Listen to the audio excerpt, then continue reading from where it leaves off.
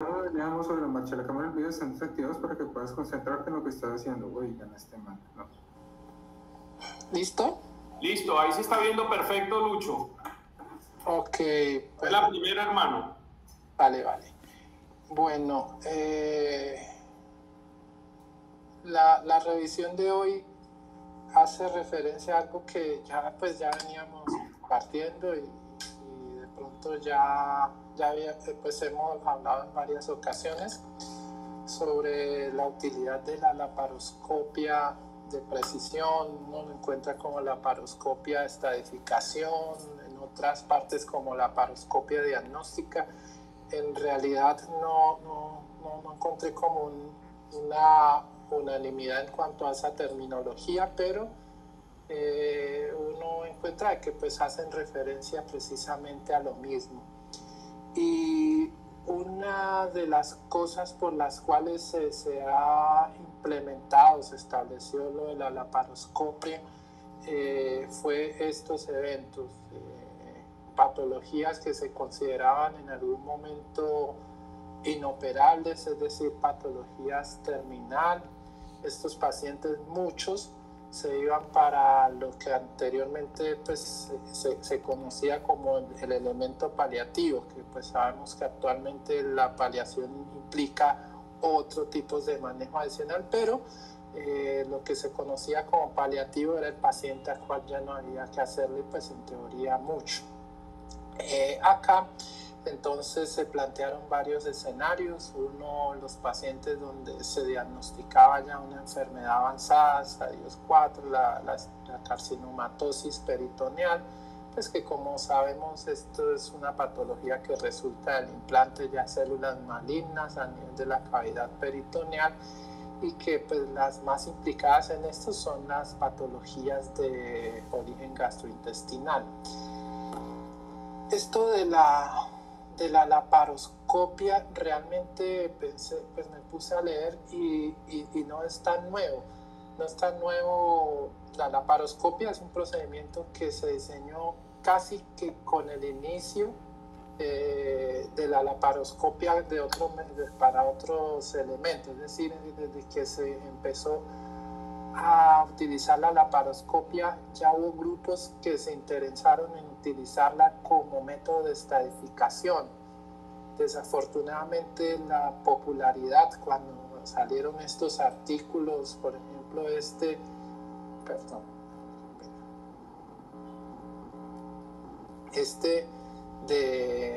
del British Medical Journal, ellos lo publicaban en el 84 y miren que ya en esas publicaciones hablaban de la posibilidad de uno hacer laparoscopia para estadificar pacientes. Lógicamente para esta época, y ellos mencionan, la laparoscopia apenas estaba empezando a utilizarse en cirugía general. No sé si alcanzan a ver dentro de los comentarios. Ellos dicen que la laparoscopia era para los ginecólogos, y esto pues me pareció curioso cómo cirugía general se apropió del método laparoscópico que en sus inicios era más para uso ginecológico. Y desde esa época ya ellos empezaron a decir, mire, esto sirve para no hacerle tanta laparotomía y dejar de hacer laparotomías innecesarias. Y fue como el inicio de todo este proceso. Y actualmente hay unas cifras que sí son contundentes y creo que las repetimos varias veces durante esta revisión, y es que la laparoscopia resulta en buenas manos un instrumento con el cual podemos detectar compromisos peritoneal casi que en el 100% de todos los pacientes. Esto quiere decir que si tenemos algún compromiso peritoneal, nosotros con laparoscopia podemos determinar. Y además de eso, va a permitir estadificar cuando nosotros le hagamos terapia neoadyuvante, y aquí es como el primer punto de utilidad del procedimiento. Hacemos terapia neoadyuvante las cifras también son contundentes. Acá está este estudio, pues fue del 2017, pero ellos encontraron de que con esto lograron disminuir sus laparotomías no terapéuticas en casi el 44% de los pacientes, es decir, casi que llegan a la mitad de pacientes que no necesitaban la laparotomía, pues simplemente no se las hicieron porque fueron basadas las conductas en una laparoscopia de estadificación. Y entonces cuando uno investiga, pues se encuentra son estos dos escenarios, y los escenarios se dan muy de la mano de todo lo que viene dándose en cuanto a las terapias sistémicas. Quizá el escenario tiene que ir aumentando y la cantidad de laparoscopias que se hagan también tienen que ir aumentando. ¿Por qué?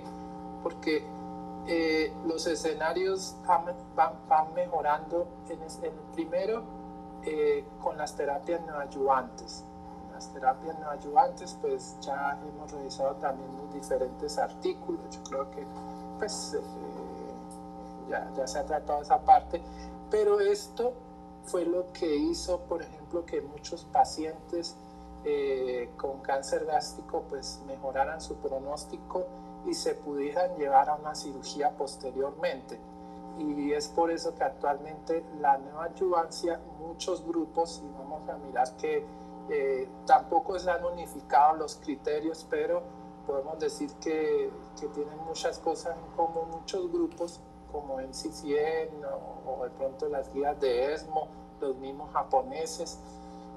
Los coreanos tienen diferentes formas de utilizar la laparoscopia, que cabe decir que es un instrumento, mas no es el elemento terapéutico como tal, y por eso yo considero de que todavía no hay unanimidad, porque va a depender de muchas cosas, depende de la capacidad que tenga uno, el acceso, depende de la maniobrabilidad y otros elementos que de pronto unificar no son tan fáciles, pero pues podemos ahora revisar cada grupo cómo se maneja y vamos a encontrar que tienen mucho en común.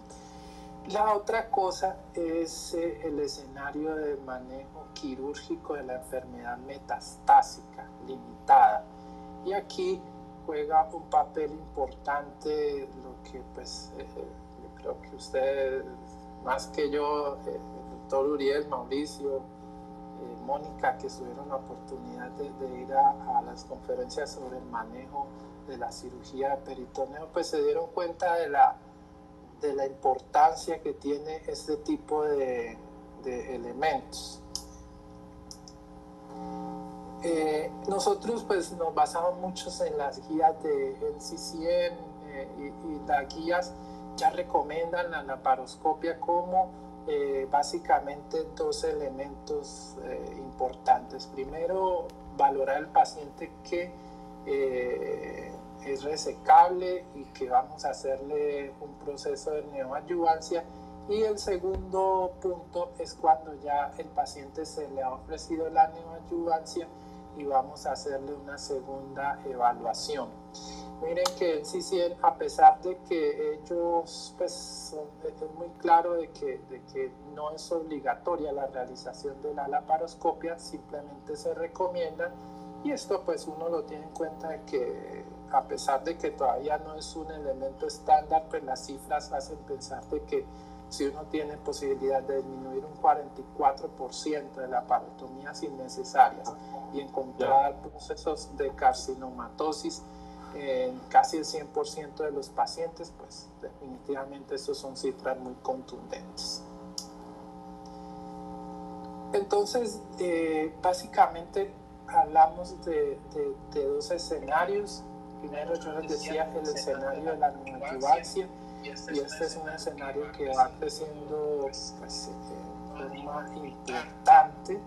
¿Por qué? Porque las terapias sistémicas pues, cada día funcionan mejor, y definitivamente la mejor forma de poder evaluar esto, pues vemos que las cifras nos dicen es con una laparoscopia. Entonces hay muchas publicaciones. Esta publicación es una revisión que hicieron en la revista Cancer del año 2023 y ellos simplemente empezaron a mirar, a tomar cifras y sacar sus conclusiones que pues es de los que hemos venido hablando. Realmente uno esperaría artículos con cifras de pronto gráficas y medir otro tipo de cosas, como aquí fue donde nos empezamos a dar cuenta. Esos 40 los trasladaron a laparotomías innecesarios y miren que además de eso un 20% tuvo citología peritoneal positiva de todos los pacientes que se llevaron en general para los procedimientos de laparoscopia de estadificación. También lo que encontraron es que había unas metástasis radiográficamente ocultas. Entonces la laparoscopia les permitió a todos los grupos que hicieron laparoscopia de estadificación, les permitió encontrar metástasis peritoneales. Aquí no puse los porcentajes porque variaban mucho en cuanto a grupos. Ellos decían de que pues establecer esto y decir esta es la cifra exacta, pues había unos grupos que encontraban metástasis radiográficamente oculta, encontraban más o menos el 30% adicionales, pero otros grupos decían de que sus radiólogos estaban muy acorde con lo que encontraban también en su laparoscopia. Entonces por ese lado sí se pensó que era un tema también de operador dependiente en estos casos. Y pues lógicamente ya con la laparoscopia pudieron estadificar mucho más fácil a los pacientes y implementar un tratamiento inicial adecuado. Esto no le puse la referencia, pero esas son las guías de lo que actualmente nos está ofreciendo el Instituto Nacional de Cancerología. En el instituto se hizo una publicación para el año 2023 en donde un grupo que ya pues está manejando el tema de la laparoscopia de estadificación, incluso ya están formando grupos para hacer manejo de cirugía peritoneal. Ellos establecieron estas guías para llegar a establecerla para el país.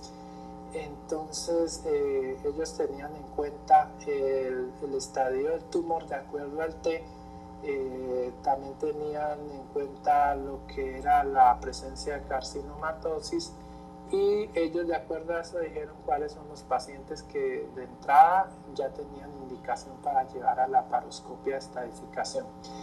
Lo que llama la atención es que estas indicaciones son muy dadas no en el campo de la neoadyuvancia, sino en el campo de la cirugía peritoneal, y eso es importante también tenerlo en cuenta. ¿Por qué? Porque las indicaciones en el campo de la neoadyuvancia van un poco más temprano y no sé si alcanzaron a revisar en las guías de NCCN, ellos están proponiendo pacientes casi desde estadios T1 para hacer la laparoscopia en caso de neoadyuvancia. Pero en el escenario de cirugía peritoneal eso es lo que ya pues está más establecido, y acá tenemos pacientes, por ejemplo, pacientes con T3 y T4 para medir temas de resecabilidad, compromiso metastásico peritoneal hepático, definir lesiones localmente avanzadas o limítrofes y definir los temas de nutrición y descartar lo que es la enfermedad irresecable definitivamente. Ahora miramos lo que se dice ya en el campo de la cirugía, en el campo de la neoadyuvancia, perdón. Y estos son los que proponen las diferentes sociedades. Vimos anteriormente lo que teníamos acá en el Instituto de Cancerología, en el tema de cirugía peritoneal, cuáles son los pacientes que las diferentes sociedades están llevando a la laparoscopia. Uno ve que, por ejemplo, lo que hacemos o lo que proponen actualmente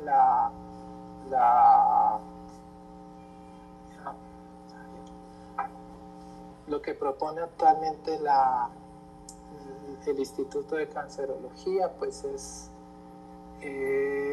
muy parecido a lo que tiene NCCN, pero por ejemplo las guías de ESMO tienen otras características. Ellos miden la resecabilidad de acuerdo a los estadios, no tienen mucho en cuenta el té como lo hace el NCCN, que básicamente ellos lo clasifican por té y por presencia de adenopatías, muy parecido pues lo que propone la SAG, que es muy parecido a lo que propone la NCCN. Y también está la propuesta de los japoneses, en donde ellos hacen mucho, fijan mucho en lo que encuentran por la estadificación endoscópica, teniendo en cuenta la clasificación de Borman. Entonces, lo que uno finalmente, esta revisión lo hicieron incluso los mismos japoneses, de tomar varias guías y tratar de definir esto. Lo que uno encuentra es que en este punto sí hay algo de variabilidad en cuanto a el momento preciso al cual los pacientes nosotros debemos ofrecerle la laparoscopia en el escenario para hacer tratamiento de cirugía peritoneal. Pero sí hay algo muy claro, que estamos hablando de, si ustedes logran mirar, son enfermedades localmente un poco más avanzadas para llevar a estos pacientes a este tipo de cosas, porque pues, lógicamente lo que se va a incluir dentro de este grupo son los pacientes que tienen un compromiso importante de la cavidad. Y ahora miramos esa parte. Esto fue la publicación del Instituto de Cancerología. Acá vemos que publicaron una encuesta con cirujanos. No encontré, yo no sé si el doctor Uriel se dio cuenta de esta encuesta, pero hicieron una encuesta con 74 cirujanos a nivel local, y entonces le preguntaron a los cirujanos para qué utilizaban la laparoscopia. Sí, no sé. ¿Aló? ¿Hola? Sí, nos enviaron la encuesta. Sí. A prácticamente todos los cirujanos oncólogos. Sí. Perfecto. Bueno, ellos finalmente sacaron 74 encuestas y midieron para qué lo estábamos utilizando actualmente. Y miren que acá la mayoría de cirujanos, casi el 43%, lo utilizó en el evento de la carcinomatosis y definir resecabilidad. Me llamó la atención cómo solo el 16% lo están utilizando en el campo de la neoadjuvancia, y yo creo que si nosotros miramos lo que actualmente, esto va muy de acuerdo al mensaje que puso Uriel ayer sobre cómo nosotros tenemos la casuística pues, más importante y estamos haciendo más laparoscopia. ¿Por qué? Porque yo creo que por largo, aunque el estudio apenas lo estamos arrancando, tomando datos, nosotros estamos muy superior a un 16% para utilizar la laparoscopia como método de indicación de neoadjuvancia. Miren que para carcinomatosis 43% y resecabilidad un 39.7%, es decir, casi que si sumamos el 90%, un poco menos de los casos se están utilizando para ver si podemos hacer algo por un paciente que ya está en estadio avanzado o si definitivamente no podemos hacer mucho. También se evaluaron elementos como dónde estaban ubicadas las metástasis y los índices de carcinomatosis peritoneal, qué tanto se utilizaban y qué tanto se hacía citología de rutina, que es otra cosa que llamó la atención, porque fíjense que la citología de rutina, que debería ser obligatoria en una laparoscopia de esta, solamente se hacía en un 67%. Y escribir el índice de carcinomatosis, que nos permite pues por lo menos hacer estudios de forma adecuada, solamente se ubica en el 77%. Y este problema no solo se describe aquí en Colombia, y es por eso que muchos de los estudios en cuanto al punto de cuál es el índice de carcinomatosis peritoneal no se han establecido claramente. Igual sí encontré un estudio del 2023 muy bien diseñado donde ellos tratan de establecer ese punto, y yo se lo voy a mostrar. Algo que me parece importante, entonces, ya viendo los resultados de lo que encontramos aquí en nuestro país, es que lo que sí tenemos que hacer es que esa técnica tenemos que estandarizarse. A nosotros nos toca definir cuáles son los puntos que se deben evaluar dentro de la laparoscopia de estadificación o la laparoscopia que vamos a utilizar como método diagnóstico inicial. Las publicaciones entonces que empezaron a salir empezaron como a tratar de estandarizar esto, sobre todo en cáncer gástrico, que era donde más se estaba empezando a utilizar, o donde más se utiliza. Esta publicación del 2020, ellos empezaron a tratar de determinar cuáles eran los pacientes y definir cómo era el procedimiento. Bueno, aquí no voy a parar mucho porque eso fue el mecanismo que ellos utilizaron. Y salieron otras publicaciones, empezaron a salir los metaanálisis. Ahora hablamos de los resultados que finalmente se establecieron en cómo debería hacerse una laparoscopia de estadificación de acuerdo a estas diferentes revisiones. Volvieron a salir los mismos estudios, ya tenemos metaanálisis donde muestra cómo las carcinomatosis, ya todos los metaanálisis llegaron a la conclusión de que uno puede detectar carcinomatosis en el 100% de los pacientes, y este metaanálisis es publicado por el Journal de Cáncer. Esto es de Brasil. Ellos sacaron el metaanálisis, hicieron también una revisión sistemática juiciosa y llegaron también a estas conclusiones. Detectaron metástasis intraperitoneales en el 100% de los pacientes de la carcinomatosis, y la siembra en el 37% de los pacientes en los cuales no se había detectado por las imágenes radiológicas. Entonces, eso fue muy importante. Estos fueron los elementos de los metaanálisis. Importante, ellos alcanzaron a revisar básicamente 5 artículos. El último artículo que incluyeron dentro de su metaanálisis, pues me llamó la atención, fue un artículo del 2011. En los artículos ellos medían pues los valores de la sensibilidad, especificidad y los valores predictivos, y pues las cifras sí fueron muy contundentes en cuanto a la posibilidad de encontrar carcinomatosis y la posibilidad de encontrar siembras no detectadas por radiología.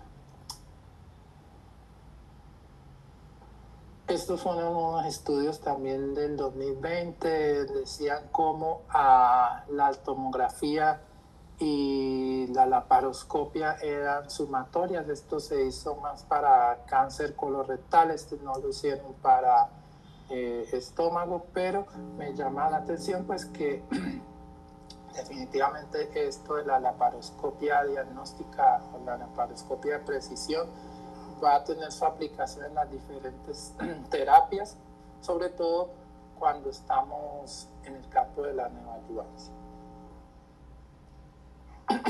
Y esto fueron ya las conclusiones que se llegaron en cómo se debería hacer la laparoscopia de precisión. En la revisión que inicialmente se hizo en este journal en el año 2003, pero luego fue retomado en el 2020 y se volvieron a reclasificar y se hicieron unas correcciones. Puse la referencia de las indicaciones iniciales, pero estas ya es con las modificaciones que hicieron en el año 2020, y ellos tienen una recomendación de estandarización. Dice que la laparoscopia se debe realizar siempre con 2 puertos, uno de 10 y otro de 5 milímetros. que hay que hacer movimientos de la mesa quirúrgica, utilización de pinzas atraumáticas también está establecido, cómo se hace, y la revisión se toma la mnemotecnia de MNT, o sea, lo que es la parte de metástasis, nódulos y tumor. Entonces lo primero que uno debe revisar son las superficies peritoneales, hacerlo desde arriba, cúpula diafragmática, superficie hepática, ligamento redondo, recesos parietocólicos, pelvis y anexo. Siempre hay que hacer una citología, al contrario de lo que estábamos haciendo acá, donde casi que el 30% de las personas no toman citología. Lo que se recomienda ya actualmente es siempre hacer una citología, irrigar con solución salina recesos parietocólicos y pelvis, y enviar siempre 2 muestras para estudio citológico. Luego viene evaluar la parte de las superficies peritoneales y viscerales, y después viene la realización de biopsias. Incluso la realización de biopsias se recomienda antes de ir a revisar el tema de resecabilidad. Lo que se recomienda actualmente es tomar las biopsias de las lesiones que consideren sospechosas para compromiso metastásico. Y finalmente ya se va a evaluar la pieza comprometida. Entonces se evalúa lo que es la superficie gástrica, se hace exposición de la pared gástrica, y se recomienda también hacer una entrada al espacio,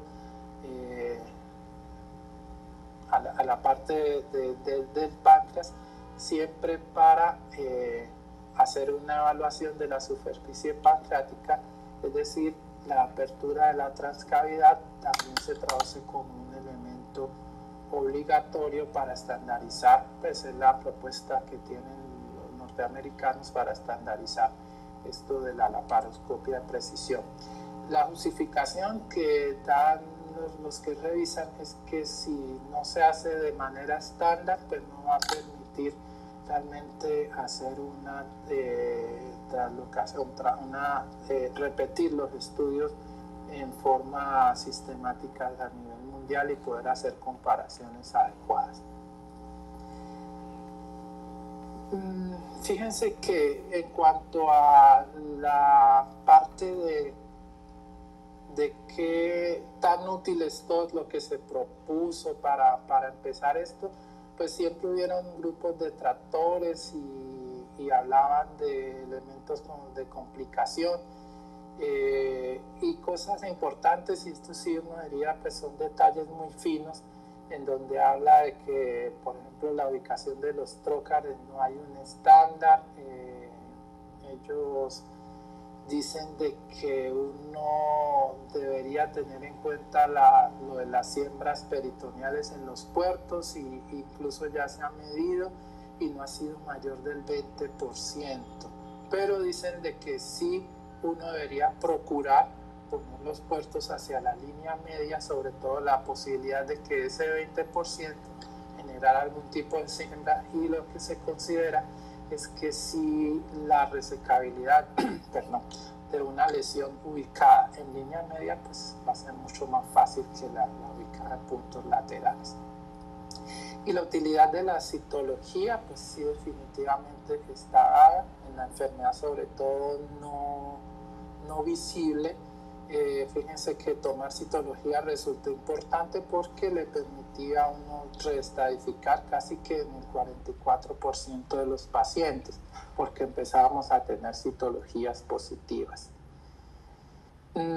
Esto pues ya habla también de los estudios adicionales, más conclusiones que llegó en el estudio que les presenté anteriormente, y hablan de la importancia de la realización de toda la laparoscopia de estadificación, sobre todo teniendo en cuenta que ya tenemos pacientes con patologías como los subtipos ER2, en donde ya los resultados pues hemos visto han sido promisorios, entonces cada vez se hace más importante tener este tipo de cosas. Esto es para hablar pues de los escenarios que se plantearon y se siguen planteando en el Instituto de Cancerología. Yo creo que pues ya los hablamos en la parte inicial, no quería hablar más de eso, y vamos a hablar entonces la parte del otro escenario. Como les decía, pues el doctor Sugarbaker pues ha sido como el promotor de toda esta parte del escenario HIPED, que es como el otro elemento que le estamos dando a la laparoscopia para su uso, y estas palabras pues son dadas por el doctor. Él dice que lo importante es ver, y dice que el cirujano que no ve es el que mata al paciente. Me parece una frase muy fuerte, pero realmente es contundente. Parte de lo que plantea el doctor Sugarbaker pues tiene que ver con esto de cómo es el comportamiento de la enfermedad metastásica peritoneal, en donde hace parte de todo un proceso de evolución de la enfermedad sin que esto constituya una, podríamos decir, una nueva enfermedad, es decir, manejarlo todo como parte del mismo proceso. Y esto es la parte fisiopatológica, donde así como se comportan las células dentro del crecimiento tumoral, tiene un comportamiento para el proceso de invasión del peritoneo que tiene unas bases bioquímicas también dadas. Entonces ahí vemos elementos como la caderina, y vemos cómo es el proceso de ya invasión del mesotelio y todo lo que depende de por qué la célula metastásica finalmente llega al mesotelio y produce la angiogénesis en un proceso que se considera como una continuación de lo que viene ocurriendo a nivel tumoral. Esto es los puntos también como para recordar un poco, los puntos de mayor posibilidad de compromiso metastásico. Eso es como para tenerlo en cuenta cuando se hace la valoración de la laparoscopia inicial. Entonces vemos como la pelvis, el ligamento redondo, el antográfico, la válvula iliocecal y la unión recto-sigmoidea son comprometidos por esta enfermedad metastásica, y pues parte de la recomendación que se da tener siempre en cuenta estos puntos. Esto es también parte de lo que es el proceso de la invasión del peritoneo, las formas en que puede pasar esta invasión peritoneo y las diferentes vías que puede tomar la célula cancerosa para llegar. Esto es para hablar un poco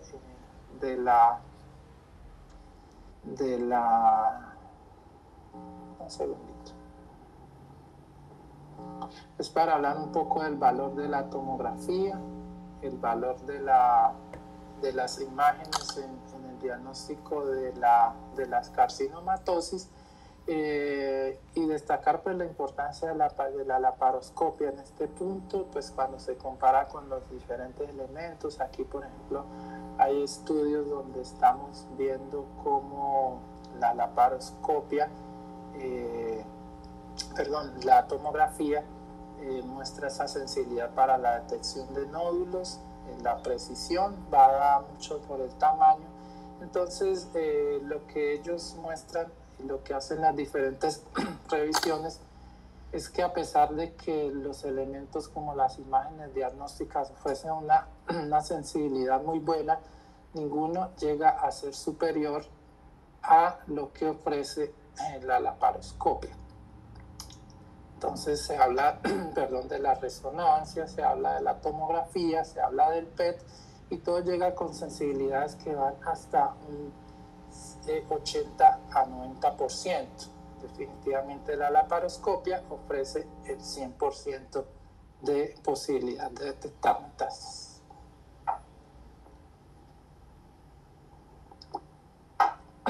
Entonces, hay estudios, y está la publicación del Annals Oncology del 2020, en donde muestran cómo ya aquí algo que yo inicialmente estaba buscando, y es si uno puede ya mirar supervivencias. Entonces, cuando se empezó a implementar las terapias HIPED, ya estamos hablando de tratamientos ya un poco más específicos. Empezaron a medir cómo esto empezaba a aumentar la supervivencia, y se hicieron medidas en pseudomisoma peritoneal, donde les iba muy bien a estos pacientes, en carcinoma colorectal y en carcinoma gástrico, donde llegamos casi a un 13% de aumento de la supervivencia. Entonces vemos cómo la laparoscopia asociada a la terapia de tipo HIPEC pues se convirtió en un elemento estándar, y hacia allá es donde apuntan muchas de las cosas que ahorita se están haciendo. Entonces ya vemos cómo se está utilizando en cáncer gástrico, cáncer de colon, en el pseudomisoma, en el cáncer de ovario, y teniendo en cuenta la laparoscopia inicial, pues siempre hay que estandarizar todos estos procedimientos. Lo que sí se recomienda es siempre medir en estos pacientes el índice de carcinomatosis para mirar cuáles son los pacientes que se pueden beneficiar de este tipo de terapia. Esto voy a pasarlo. Esto es más o menos la propuesta que hace el doctor Sugar-Baker sobre cómo se debe hacerlo del índice de carcinomatosis, y la propuesta adicional que ellos dan es lo que se habla de la citorreducción completa, que la establecen de 0 a 3, teniendo en cuenta la cantidad de tumor residual. Entonces, de acuerdo a esto, se definieron sobrevidas, y ya, por ejemplo, hay algunas revisiones, este metaanálisis también publicado por la